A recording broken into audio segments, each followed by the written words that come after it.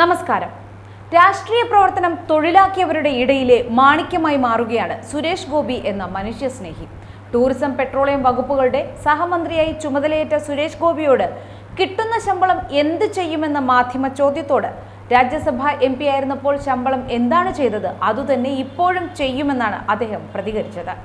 നേരത്തെ രാജ്യസഭാ MP ആയിരുന്നു സുരേഷ് ഗോപി. 2019 ലോക്സഭാ തെരഞ്ഞെടുപ്പിലും 2021 നിയമസഭാ തെരഞ്ഞെടുപ്പിലും തൃശൂരിൽ നിന്ന് അദ്ദേഹം ജനവിധി തേടിയിരുന്നു.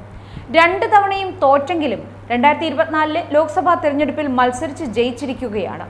തന്റെ ശമ്പളം പാവപ്പെട്ടവർക്ക് നൽകുകയാണ് എന്ന് സുരേഷ് ഗോപി 3 വർഷം മുൻപ് പറഞ്ഞിരുന്നു. പന്തളം സുധാകരൻ ഉൾപ്പെടെ പങ്കെടുത്ത ചാനൽ ചർച്ചയിലായിരുന്നു സുരേഷ് ഗോപിയുടെ പ്രതികരണം. MP എന്ന നിലയിൽ കിട്ടിയ ശമ്പളം കൈകൊണ്ട് തൊട്ടിട്ടില്ല എന്നും എല്ലാം പാവങ്ങൾക്ക് കൊടുത്തിട്ടേയുള്ളൂ എന്നും സുരേഷ് ഗോപി ചർച്ചയ്ക്കിടെ വിശദീകരിച്ചിരുന്നു. കേരളത്തിലെ ജനങ്ങൾക്ക് അനിവാര്യതയായുള്ള കാര്യങ്ങൾ കേരളം വഴങ്ങിയാൽ ഇവിടെ നിന്ന് കൊണ്ടെത്തിച്ച് കൊടുക്കുമെന്നും അദ്ദേഹം പ്രതികരണത്തിൽ പറഞ്ഞു. 4-ലധികം സിനിമകൾ കമ്മിറ്റ് ചെയ്തിട്ടുണ്ട് എന്ന് സൂചിപ്പിച്ച അദ്ദേഹം വർക്ക് ഫ്രം വർക്ക് പ്ലേസ് എന്ന രീതിയിൽ എല്ലാം മുന്നോട്ട് കൊണ്ടുപോകുമെന്നും വ്യക്തമാക്കി. സിനിമ തന്റെ ജീവിത വരുമാനമാണ് എന്ന് സൂചിപ്പിച്ച ശേഷമാണ് അദ്ദേഹം ശമ്പളം എന്ത് ചെയ്യുമെന്ന് വിശദീകരിച്ചത്. രാജ്യസഭ MP ആയിരുന്ന വേളയിൽ ചെയ്ത പോലെ ഇതിൽ നിന്ന് കിട്ടുന്ന ശമ്പളവും വ്യക്തിപരമായ ആവശ്യത്തിന് ഉപയോഗിക്കില്ല എന്നാണ് അദ്ദേഹം പറഞ്ഞത്.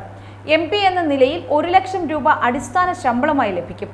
മണ്ഡലം അലവൻസായി 70,000 രൂപയും പേഴ്സണൽ സ്റ്റാഫിന്റെ ശമ്പളം, ടെലികമ്മ്യൂണിക്കേഷൻ, സ്റ്റേഷനറി എന്നിവയ്ക്ക് 60,000 രൂപയും പാർലമെന്റ് സമ്മേളന കാലയളവിൽ മറ്റ് അലവൻസുകളും MP മാർക്ക് കിട്ടും.